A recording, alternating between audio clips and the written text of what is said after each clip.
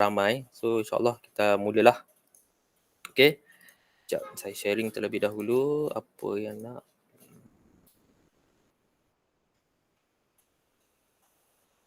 Okay.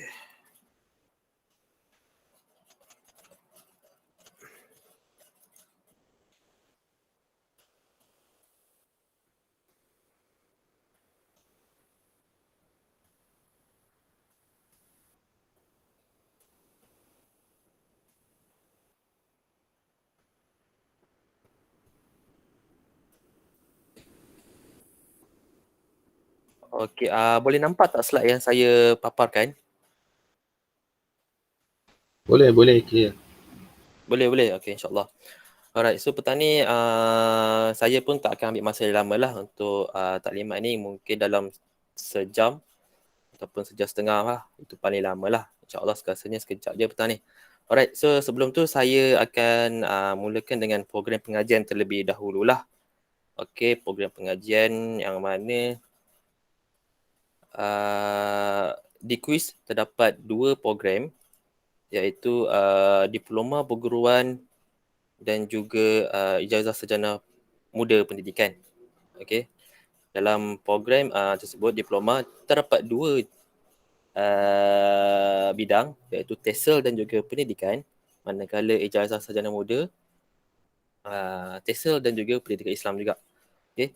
Dan dalam Ijazah Sarjana Muda ni terdapat dia punya minornya adalah multimedia. So makna kata Ijazah Sarjana Muda Pendidikan Islam dengan multimedia, ataupun Ijazah Sarjana Muda Perguruan Bahasa Inggeris dengan multimedia. Okay. So ini adalah program pengajian yang ada di Fakulti Pendidikan KUIS lah. Right. So seterusnya kita lihat kepada tempoh praktikum. Okay. Tempoh praktikum pelajar ini adalah seperti berikut, yang mana diploma perguruan selama 12 minggu dan ijazah sarjana muda pada 14 minggu. Okey, 2 minggu adalah ROS, iaitu yang bermula pada 28 Jun baru ini, dan juga praktikum yang akan bermula pada 12 Julai dan akan berakhir pada 1 Oktober, iaitu sekolah rendah lah, SK. 10 minggu. Manakala ijazah sarjana muda 2 minggu juga untuk ROS bermula pada 28 Jun dan bagi praktikum pada 12 Julai dan akan berakhir pada 15 Oktober insyaAllah. Okay. Jadinya ini adalah jadual pelaksanaan praktikum yang mana mungkin saya akan minta pelajar share bersama untuk panduan ataupun guideline cikgu-cikgu lah. Kalau ada guideline mengenai jadual pelaksanaan ini, mudah sikit lah kita menyelia mengikut time frame yang telah saya tetapkan di sini. Jadinya permulaan sekarang adalah minggu ROS, atau pada 2 minggu. Yang ada di sini saya tertera ada 28 Jun sehingga 9 Julai. Okey. Dan bermulanya minggu yang pertama iaitu 12 Julai sehingga 15 Oktober. Okey. Minggu pertama iaitu 12 Julai sehingga minggu ke-12 iaitu 15 Oktober lah. Dan kat sini saya ada nyatakan sekali iaitu tindakan yang akan dilakukan oleh pensyarah ataupun juga guru pembimbing lah. Okey. Ya, kalau bahagian tindakan guru pembimbing biasanya adalah penyeliaan lah. Okey, pada minggu pertama dan minggu kedua adalah penyeliaan pertama. Minggu ketiga dan sehingga minggu kelima penyeliaan kedua. Minggu ke-6 sehingga minggu ke-10 penyeliaan ketiga. Okey. Dan minggu ke-11 dan minggu ke-12 adalah perbincangan markah bersama guru pembimbing lah. Okey, pensyarah bersama dengan guru pembimbing. Jadinya ini adalah time frame yang saya rasa boleh menjadi guideline kepada cikgu-cikgu lah. Okey. So antara minggu ke-3 ke hingga ke minggu ke-5 ni, antara minggu tersebut cikgu pilihlah mana waktu yang sesuai untuk cikgu menyelia bagi penyelidikan kedua ke. Okey. Sebab kalau ada time frame senang, kita boleh bajet untuk menyelia pelajar-pelajar kita. Okey. Sama juga dah dengan pensyarah. Okey, sama juga dengan pensyarah. Okey, ini adalah bahagian ijazah sarjana muda, degree. Alright, so seterusnya bahagian diploma pun sama juga lebih kurang. Cuma masanya dipendekkan lah daripada kalau degree tadi 12 minggu untuk praktikum, maka untuk diploma hanyalah 10 minggu dan 1 minggu sahajalah diberikan perbincangan bersama guru dan juga pensyarah berkenaan dengan perbincangan markah. Okey. Okey, seterusnya kita lihat kepada lantikan guru. Okey, lantikan guru pembimbing. Okey, lantikan guru pembimbing ini kebiasaannya GPK lah. GPK kanan yang akan membuat lantikan, yang mana saya akan meminta GPK untuk melantik ataupun memilih guru-guru pembimbing mengikut kepada kesesuaian dan juga kepakaran bidang lah kebiasaannya. Dan biasanya nisbah guru pembimbing ni biasanya 1:1 ataupun 1:2, iaitu seorang guru pembimbing nisbah 1 guru pelatih ataupun 1 guru pembimbing nisbah 2 orang guru pelatih. Okey. So biasanya kebiasaannya begitulah. Kalau lebih pada 3 orang guru pelatih biasanya akan menjadi beban kepada seorang guru pembimbing lah. Biasanya. Dan maklumat guru pembimbing ni mungkin saya akan share link nanti untuk cikgu-cikgu isi maklumat-maklumat berkenaan supaya saya boleh mengeluarkan surat lantikan daripada pihak Fakulti Pendidikan lah. So, jadinya saya akan share link melalui pelajar nanti untuk cikgu isi maklumat-maklumat dan juga detail-detail berkenaan dengan maklumat guru pembimbing nanti. Alright. So, terusnya kita akan lihat kepada peranan guru pembimbing. Okey. Dalam konteks peranan guru pembimbing ni, kebiasaannya memang pensyarah pembimbing akan meminta guru pembimbing bekerjasama lah dalam penyelidikan pelajar-pelajar. Biasanya lah, iaitu guru pelatih lah kebiasaannya. Yang mana biasanya kalau pensyarah, dia akan meminta bimbingan dan tunjuk ajar kepada guru pelatih berkenaan dengan jadual waktu, sukatan pelajaran, dokumen penjajaran iaitu DSKP, rancangan kerja tahunan, persediaan mengajar, proses dan sumber PDPR, alright, portfolio, internship dan hal-hal yang berkaitan lah. Okay. Bagi jadual waktu yang sebelum ni saya ada mention kepada pelajar 5 ke 6 masa. Okay. Tapi kalau kita lihat 5 ke 6 masa tu, kena tengok juga, ada setengah sekolah dia mengamalkan 1 jam, satu masa, dan ada setengah sekolah dia mengamalkan setengah jam satu masa. So kena tengok balik. Tapi saya ada mention kepada pelajar sebegitu. Tapi kalau ikutkannya dalam tempoh PDPR, kami daripada jawatankuasa menetapkan iaitu 6 jam. Okay, 6 jam. Kalau 6 jam, kalau 1 jam untuk untuk online, dan 1 jam lagi adalah untuk offline. Okey. Dan kalau setengah jam untuk online, dan mungkin ada setengah jam untuk offline ataupun sejam untuk offline. Okey, itu bergantung kepada kesesuaian lah. Okey. Anda maksud mana kata 6 jam iaitu 6 masa. Kalau setengah jam tu 12 masa bersamaan dengan jam. Itu kalau setengah jam satu masa. Okey. Dan untuk makluman juga, sebelum ni memang ada beberapa perkara lah berkenaan dengan tahun pengajaran pelajar, iaitu mungkin ada yang kata Form 3 tidak boleh ajar dan juga Form 5. Okey, memang maklum Form 5 dan Form 3 pada asalnya memang tidak boleh ajar. Diberi kepada pelajar untuk mengajar. Namun demikian, bila saya selidik balik berkenaan dengan itu, Form 3 PT3 telah dimansuhkan, maka boleh diberilah kepada pelajar berkenaan dengan subjek-subjek dalam peringkat menengah rendah lah. Okey. Maksudnya mana kata 1 hingga Form 4 insya-Allah boleh diberi pengajaran lah mengikut masa dan waktu yang sesuai lah kepada pelajar, dan juga mengikut masa jam yang telah saya nyatakan tadi lah. Okey.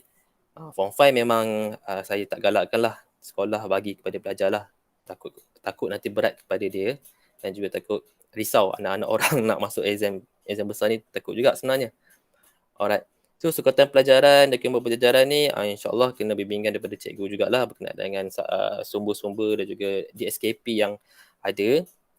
Rancangan kerja tahunan, persediaan mengajar ni pelajar kena juga mendapat bimbingan dari sudut persediaan BBM ke dan sebagainya. Kebiasaannya kalau PDPR ni ada banyak beberapa kaedah lah. Okey, yang pelajar boleh rujuk dan juga belajar. dan juga proses dari sudut PDPR, portfolio praktikum, internship kurikulum dan juga hal-hal lain lah. Alright. Di samping itu juga peranan guru ni dia mentoring ataupun sentiasa membuat cerapan kepada pelajar. Okey. Walaupun penyeliaan sebanyak 3 kali oleh guru yang official, tetapi kalau cikgu rasa nak menyelia lebih pada itu pun tak apa.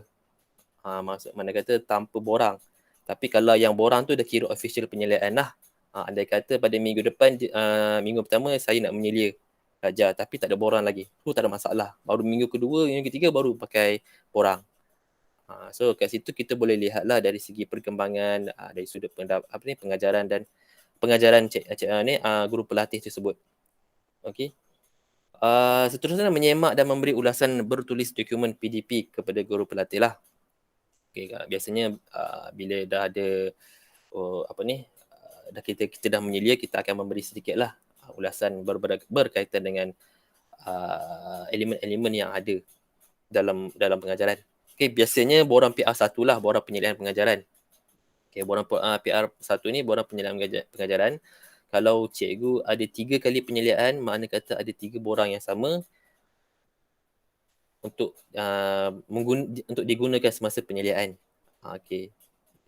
Borang PR4 iaitu borang projek, borang PR2 adalah borang markah keseluruhan. Okey, borang PR2 dengan borang PR4 ni adalah semasa perbincangan nanti dengan pensyarah pembimbing. Okey. So markah total ataupun markah internship pelajar semua kita akan bincang di situlah. Mengikut kepada kesesuaian dan juga kebolehan pelajar dan sebagainya lah. Tapi borang PR1 ni memang perlu guru pembimbing isi dan salinan tersebut perlu dihantar kepada fakulti lah. Biasanya saya akan minta pelajar untuk minta kepada cikgu lah berkenaan dengan salinan PR1 ni. Biasanya ada 3 kali penyeliaan. So ada semasa kena ada tiga borang lah maksudnya mana kata. Alright. So seterusnya adalah berkenaan dengan penyeliaan PDPR lah. Okey. Penyeliaan 3 kali, so mana kata dalam takwim ataupun jadual pelaksanaan pun ada nyatakan saya nyatakan tadi ada 3 kali penyeliaan dan borang 1 PR1 tadi diserahkan kembali. Okey. PDPR online itu sebanyak 3 kali bukti rakaman video, sama ada rakaman pengajaran guru pelatih bersama murid, rakaman pengajaran guru pelatih sahaja. Okey, ini depends kepada cikgu lah. Okey, sama ada cikgu nak minta pelajar-pelajar tu membuat satu rakaman bersama murid ataupun secara individual seorang diri tanpa murid, ataupun cikgu nak masuk semasa pelajar tu tengah mengajar pun tak ada masalah. Itu adalah dalam konteks online. Kalau konteks offline ni kebiasaannya kita akan lihatlah dari sudut dokumen-dokumen pengajaran yang biasa pelajar lakukan. Contohnya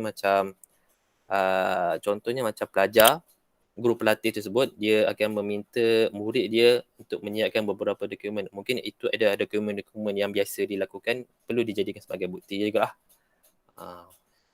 Alright, so itu adalah berkenaan dengan penyeliaan. Biasanya kalau penyeliaan berkenaan dengan PDPR ni, saya dah ada nyatakan ataupun saya dah ada attest sekali manual PDPR ni kepada pelajar. Cuma pelajar tu perlu bacalah berkenaan dengan manual PDPR. Sekarang manual PDPR 2.0 tak silap saya. Alright. So ini adalah borang PR1. Okey, macam biasalah borang PR1 ni ada detail nama pelajar dan sebagainya dan juga ada beberapa komponen lah. Okey, duk mana kata cikgu akan menyelia berdasarkan komponen-komponen yang ada di sinilah. So ini borang PR1 satu saja. Borang untuk penyelia. Andai kata ada 3 penyeliaan, makna kata ada 3 borang inilah nanti. Kejap. Alright. So nanti borang ini saya akan attach kepada pelajar melalui pelajar lah nanti. Okey. Bagi internship pula,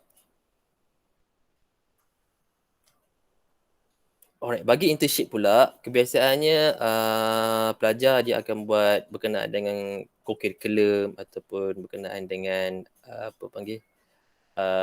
program bual bicara dan sebagainya. Biasanya program internship ni biasanya projek yang bermanfaat untuk sekolah dan juga murid jugalah. Okay.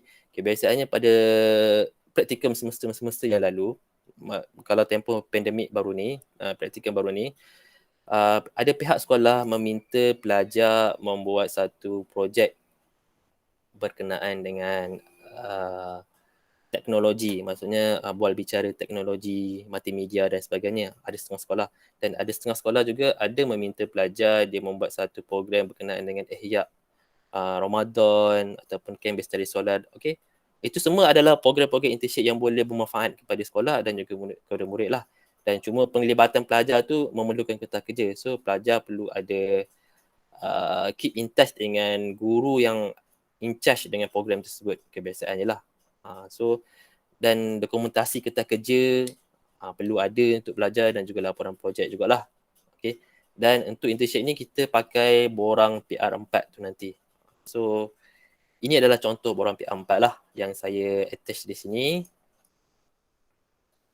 Okay. So kena kata kalau pelajar tu kalau sekolah tu ada 4 orang pelajar, so kita letak nama 4 orang guru pelajar je lah, 4 orang guru pelatih saja. So untuk borang PR4 ni untuk sekalikan saja 4 nama pelajar tu. Dia berbeza dengan borang PR2. Okay.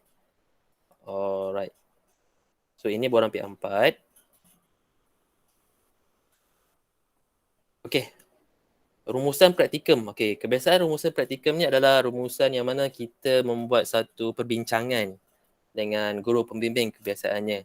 Okay, kebiasaannya kita akan lihat dari sudut pemantauan terhadap guru pelatih semasa tempoh praktikum. So mana kata pensyarah dia akan bertanya lah kepada guru pembimbing bagaimana prestasi, bagaimana peningkatan pelajar semasa dalam tempoh praktikum, dan juga pensyarah pembimbing juga akan berbincang dengan guru pembimbing berkenaan dengan markah prestasi keseluruhan. So itu kita pakai borang PR2 tu nanti. So borang PR2 di sini. Ini contoh borang PR2. Okay. So di sini borang PR2 memang kena isi nama pelajar itu sendiri. Memang kena ada, kalau 4 orang pelajar ada 4 borang ni lah. Mana kata. So ini biasanya dipertanggungjawabkan oleh pensyarah lah untuk membantu mendapatkan berbincang dengan markah dengan cikgu pembimbing lah kebiasaannya. Okay, ini dia. Okay. Dan akhir sekali berkenaan dengan hal-hal yang berkaitan. Kalau hal-hal yang berkaitan ni kebiasaannya saya selalu tekankan kepada guru pelatih ataupun pelajar berkenaan dengan kehadiran mereka di sekolah lah. Okay. Kehadiran mereka di sekolah perlu 100% lah seandainya bila sekolah dah dibuka. Dan keperluan untuk menggunakan kemudahan prasarana sekolah untuk persiapan PDPR pun perlu jugalah seandainya bagi memudahkan mereka. Tetapi sekarang ni keadaan tidak mengizinkan, maka mungkin pelajar menggunakan inisiatif lain lah untuk membuat persiapan ataupun untuk memulakan PDPR. Dan rekod kehadiran pelajar ni pun juga perlu sentiasa dipantau sebenarnya. Okay. Dan pelajar saya selalu mengingatkan pelajar juga perlu mengikut peraturan-peraturan sekolah yang telah ditetapkan.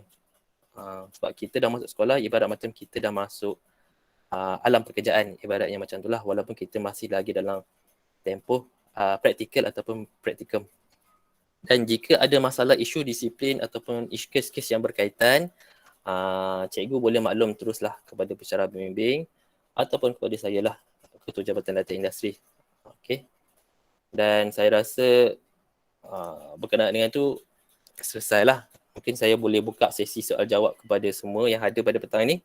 Kalau ada persoalan nak bertanya. Okey.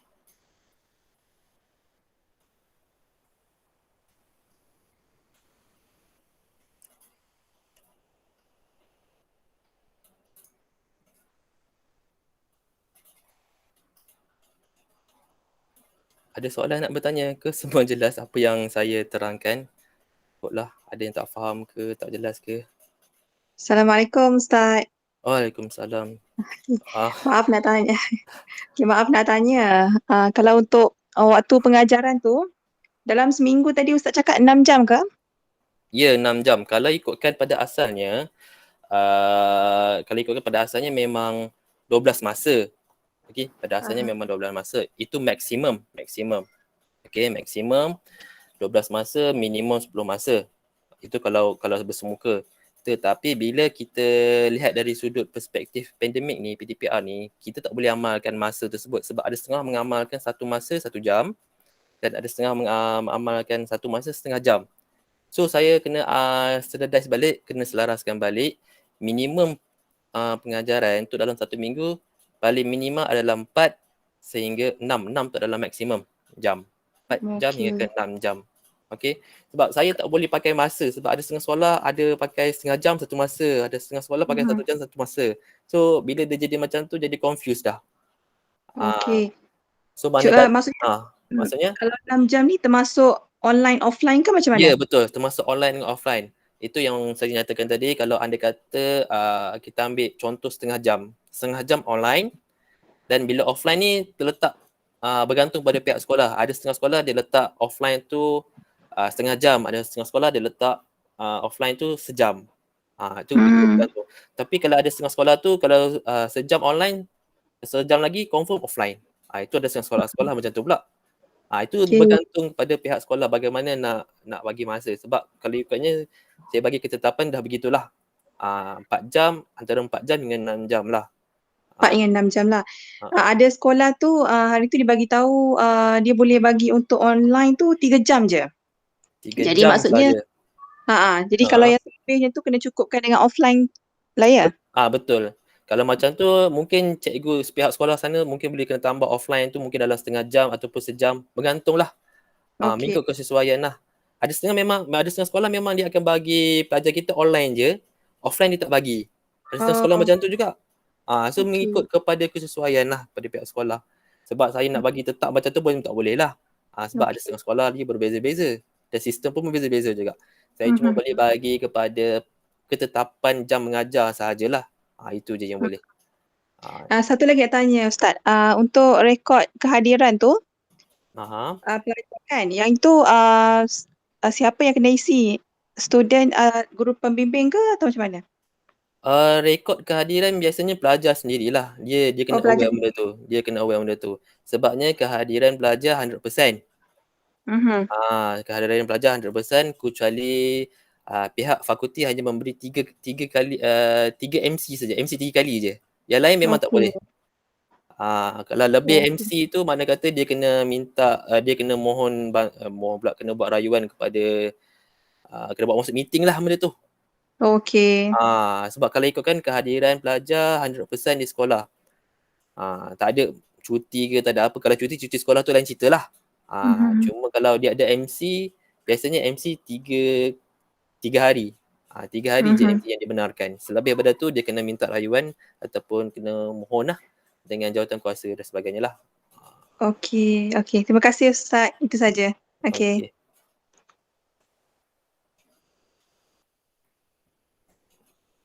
Ada lagi ke soalan nak bertanya cikgu? Okey, Assalamualaikum Ustaz Salihin. Ya. Saya mewakili guru pembimbing dari SMK Taman Semarak Nilai. Okey. Saya nak tanya macam sistem dekat sekolah kami kita pakai ERPH. Jadi setiap guru termasuk dengan yang guru-guru praktikal ni dia dah dapatlah email yang khas untuk sekolah kami. Jadi soalan saya, adakah pelajar ni dia kena bagi tak setiap kali dia buat ERPH tu, maksudnya salinan pada lecturer dia every Friday ke? Itu satu. Yang kedua maksudnya satu kalau sekolah kita orang ni pula rekod kehadiran sebab sekarang kita semua PDPR.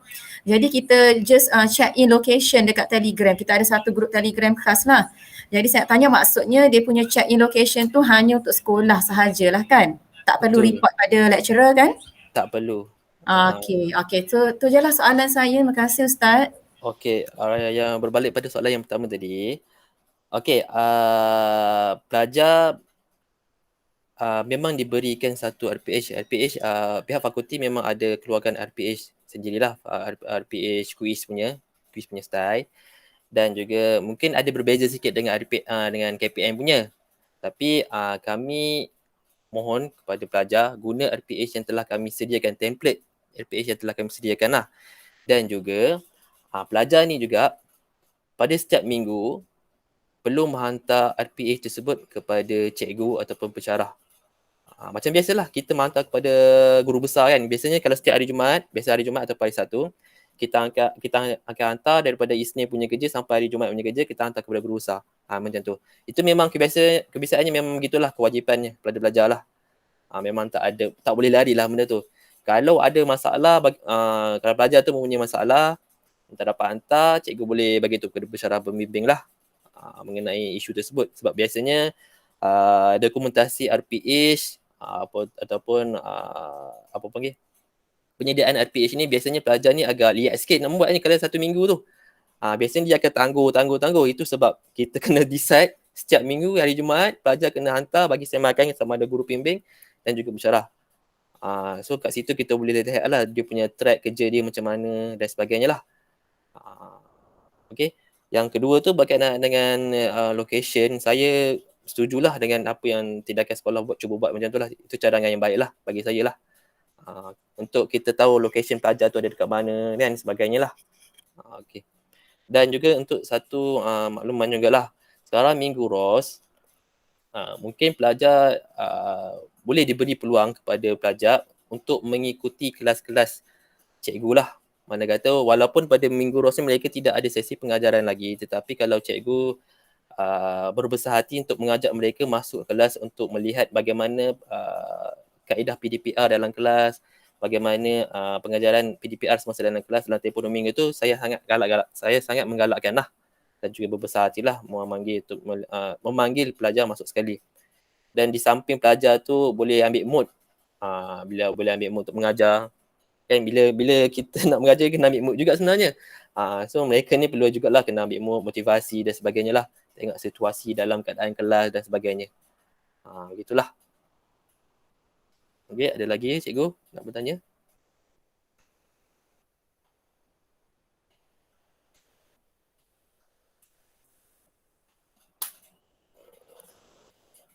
Ada lagi ke cikgu?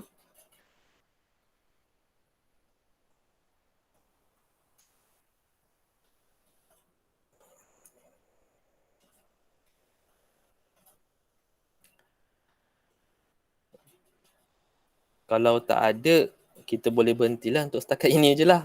Sebab kalau tidak, kalau ada persoalan, mungkin cikgu boleh WhatsApp saya ataupun hubungi saya lah. InsyaAllah. Okay. Jadinya, terima kasihlah di atas waktu yang lapang ni untuk cikgu memberi keluangan sedikit masa lah untuk mendengar sedikit taklimat pada petang ini. Dan saya sebagai Ketua Latihan Industri mohon maaf lah jika terdapat sedikit kesilapan semasa dalam penyampaian, insyaAllah. Dan juga saya berharap mohon juga bantuan kepada guru-guru pembimbing untuk membantu pelajar-pelajar kita ni lah, supaya mereka ni berjaya dalam praktikum ini insyaAllah, dan juga berjaya dalam dunia dan akhirat jugalah insyaAllah. So jadinya saya dengan saya menutup majlis ini dengan tasbih kafarah dan juga suratul As.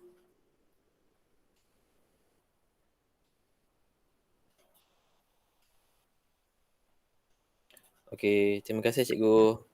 Okey, terima kasih Ustaz. Terima kasih sama-sama. Terima kasih ya, terima kasih semua. Assalamualaikum. Okey, terima kasih semua. Okey, terima kasih Ustaz. Okay. Ustaz Kamarul. Assalamualaikum. Ya Ustaz. Boleh stay jap? Boleh. Saya pun nak jumpa Ustaz. Terima kasih Ustaz. Okey, sama, terima kasih juga.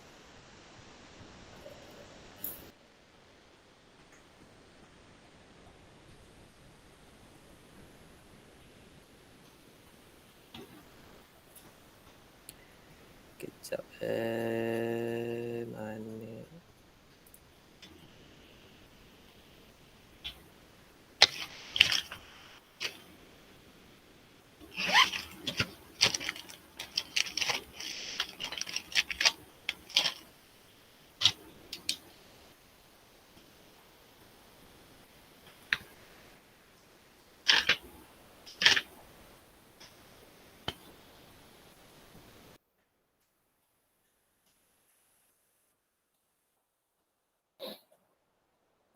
Okey, alright. Sekejap